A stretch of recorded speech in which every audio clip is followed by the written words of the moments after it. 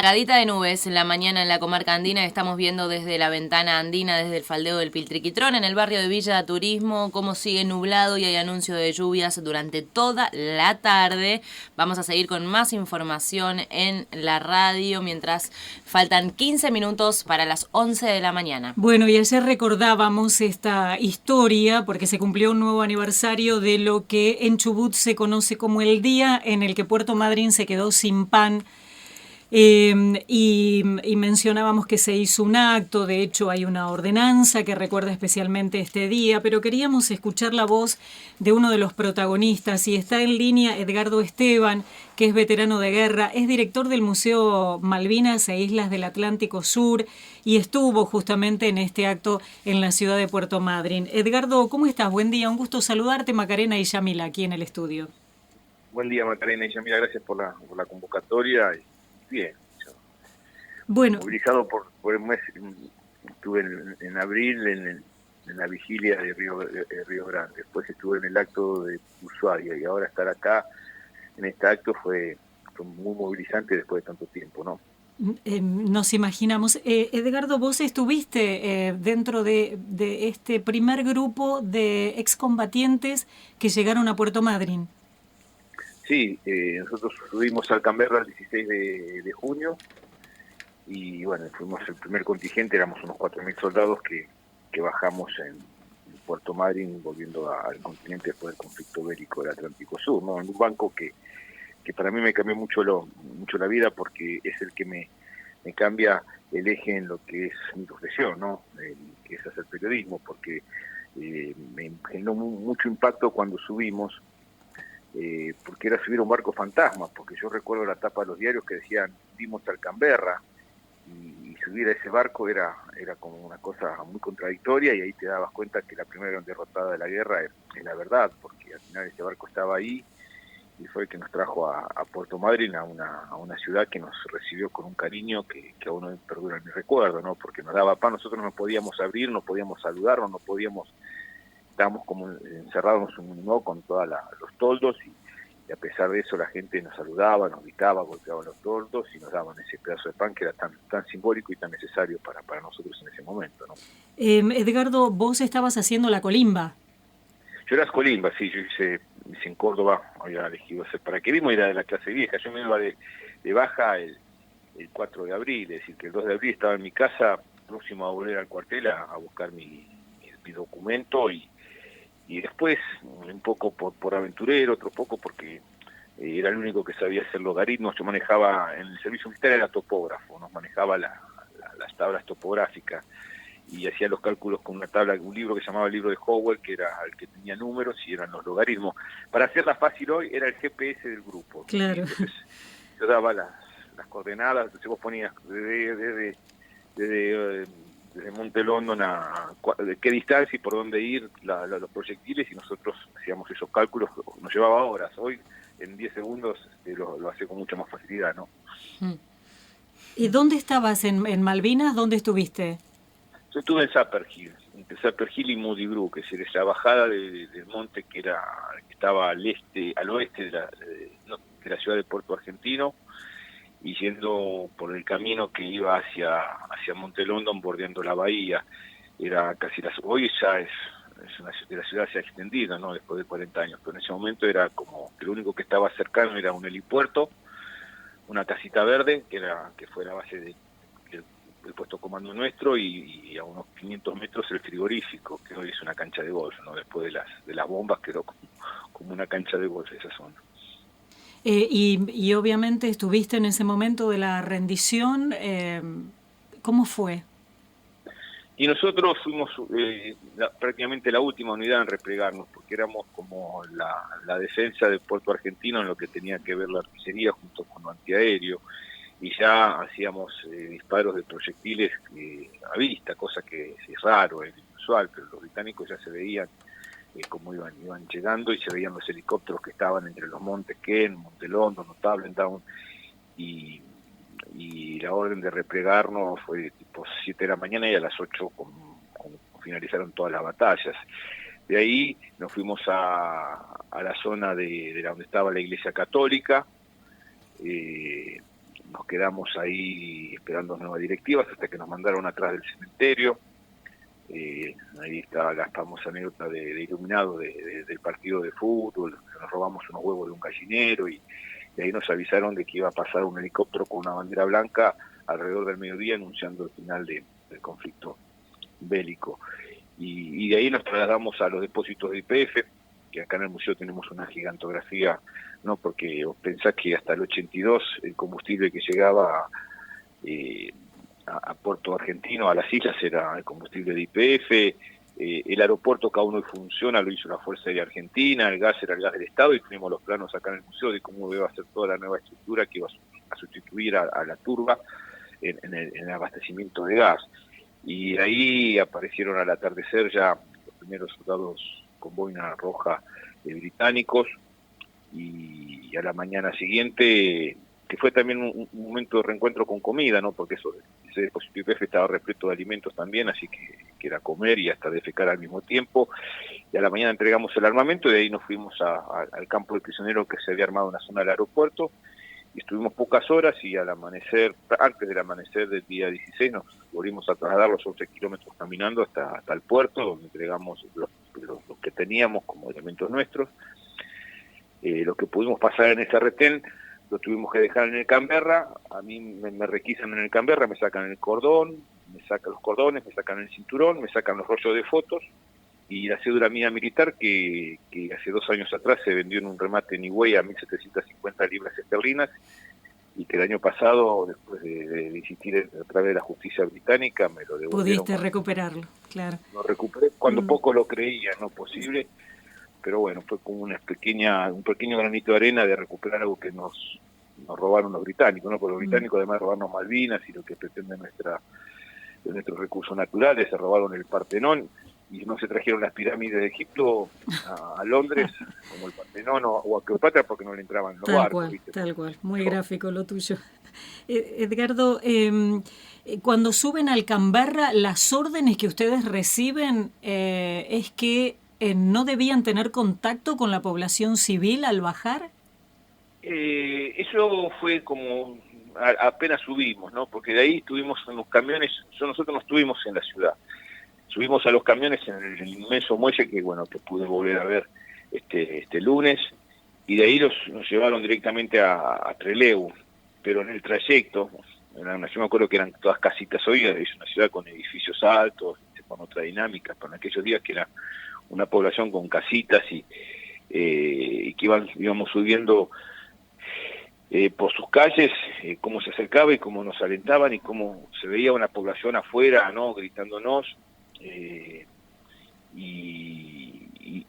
eso, es decir, después ya se fizo cuando llegamos a Trelew, que nos atendió la Cruz Roja y nos subimos a los aviones en el aeropuerto de Trelew, y ya en Palomar y en Campo de Mayo estábamos totalmente aislados, ¿no? Estábamos los micros todos tapados. Ahí sí nos indicaron de que no podíamos contactarnos con la gente, y la gente estaba preguntando, la mayoría eran familiares por ahí que querían saber dónde estaban sus hijos o si habían venido, y fue muy difícil, muy caótico esa situación, ¿no? Porque yo justo llegué casi a la tarde, y a la medianoche, era el 20, ayer fue mi cumpleaños, entonces feliz cumpleaños. A un cocinero que estaba ahí en Campo de Mayo, en la Lemos, que cumplía años, y tuvo la generosidad que a las 12:10 de llevarme a la cocina a llamarla a mi mamá. Mi mamá no estaba en casa, mi casa estaba en la casa de mi abuela, nunca entendí cómo corrió para hablar conmigo, pero bueno, fue un regalo que nos hicimos mutuamente, ¿no? Es saber que yo estaba vivo, porque el tema es ese, ¿no? Cuando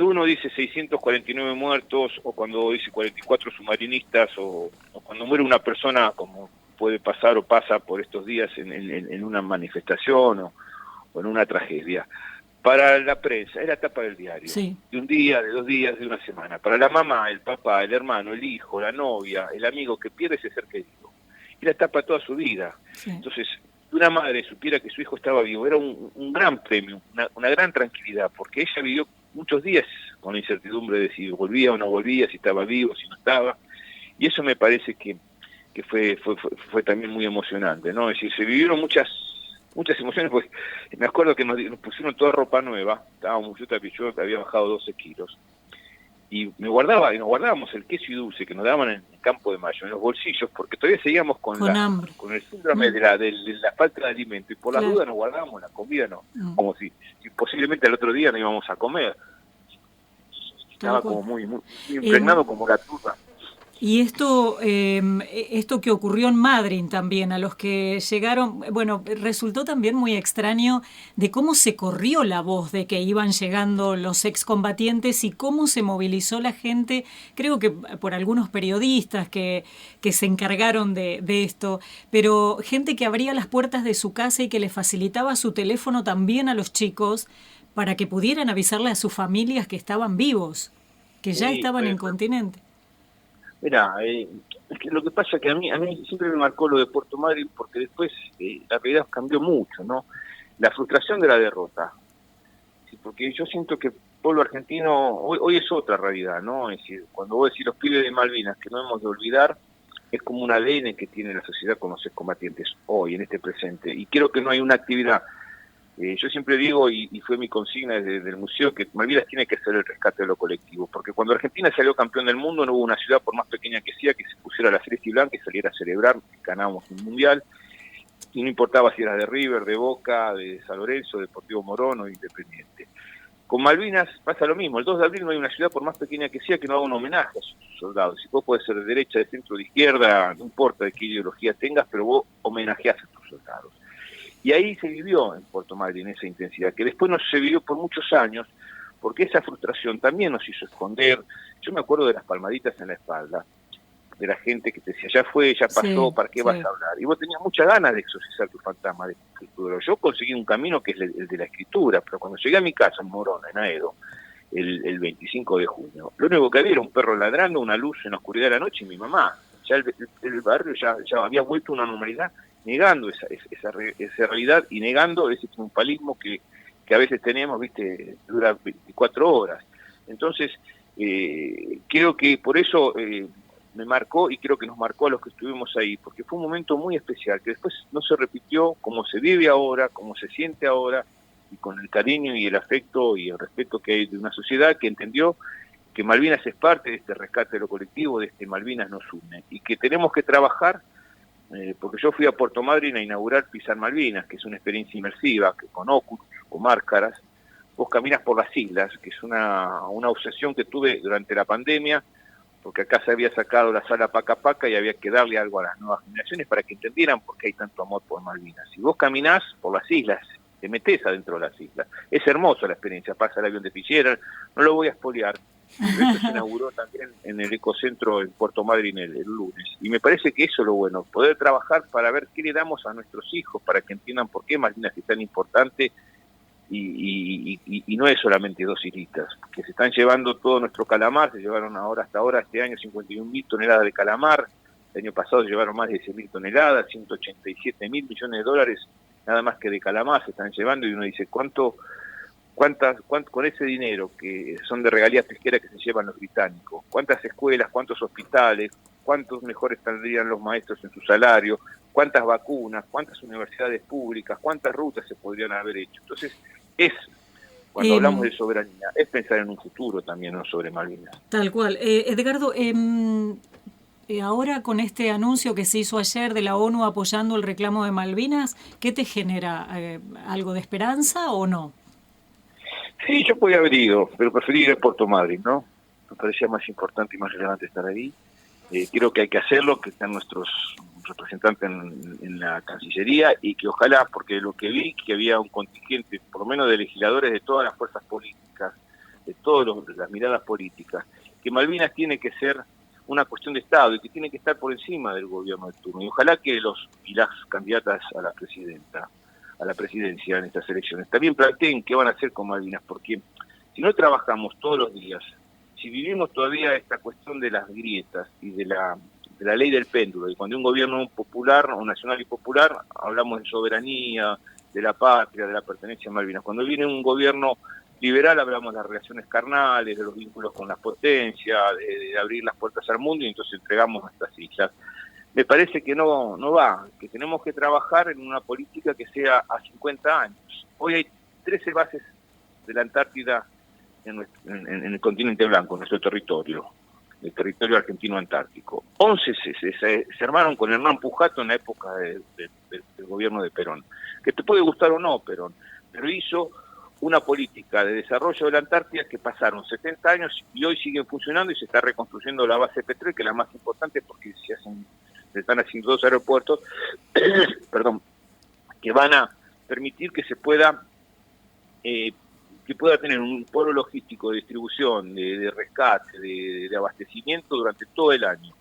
Y eso se termina en el 2026. Entonces hay que permitir ese desarrollo, porque es fundamental la soberanía con una política de Estado que esté por encima de los intereses y de las sistemas políticas, ¿no? Edgardo, no te queremos molestar más porque a las 11 tenías que entrar a una reunión. ¿Has vuelto Sí. a Malvinas? 5 veces volví. Bien. Fui el primero que volvió en el 99, cuando detuvieron a Pinochet en Londres, y ahí yo estaba trabajando como corresponsal, y entonces con mis amigos, que la mayoría eran, creo que habíamos sido 29 periodistas, me insistieron para que vaya, hablé con la Cancillería, yo estaba Guido Di Tella, les pareció muy viable que yo pudiera ir y fui como periodista y terminé siendo tapa de los diarios como excombatiente, y para los británicos o los Kelpers era el enemigo que llegaba a las islas.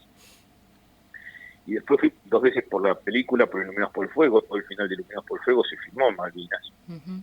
Pero fuimos un año antes para hacer todo el relevamiento y pedir las autorizaciones. Fue una experiencia increíble. Después fui por Canal Encuentro, cuando se inauguró Canal Encuentro, hacer algunos videos. Después fui a hacer entrevistas y notas. Ahora ya estoy grande y si no voy con mis hijos no quiero volver. Tuve algunas posibilidades, pero creo que son momentos de la vida, ¿no? Ahora me gustaría ir ya en este tiempo más tranquilo y en tal caso disfrutarlo, pero acompañado de ellos, que de alguna forma también es una asignatura pendiente que tengo. Bueno, gracias por haber compartido estos minutos con nosotros, un placer escucharte. Ojalá que no sea la última vez que hablemos. No, así que... encantado. Aparte ustedes están hablando ahí de la lluvia, estar ahí en ese paisaje, ¿viste? Te invitamos cuando quieras. Gracias Edgardo. Un abrazo, enorme. Igualmente. Bueno, Edgardo Esteban, veterano de Malvinas, periodista, estuvo también participando del acto que se desarrolló en la ciudad de Puerto Madryn. Y queríamos charlar un ratito con él al margen de mencionar los 41 años que se cumplieron de este hecho que significó mucho para la ciudad de Puerto Madryn, un gesto que no se olvida, que fue totalmente espontáneo, la cantidad de gente que salió a la calle y que lo primero que se le ocurrió es ir a las panaderías a comprar pan y llevarles cosas a los chicos, imaginándose quizás, hasta ese momento no sabíamos que los combatientes pasaban hambre en las islas, pero imaginándose toda esa situación de volver en soledad y derrotados, la ciudad de Puerto Madryn tuvo este gesto que no se va a olvidar, creo, nunca, ni los pobladores de Puerto Madryn, ni mucho menos, por supuesto, los chicos que tuvieron la posibilidad de regresar y ser recibidos de esa manera.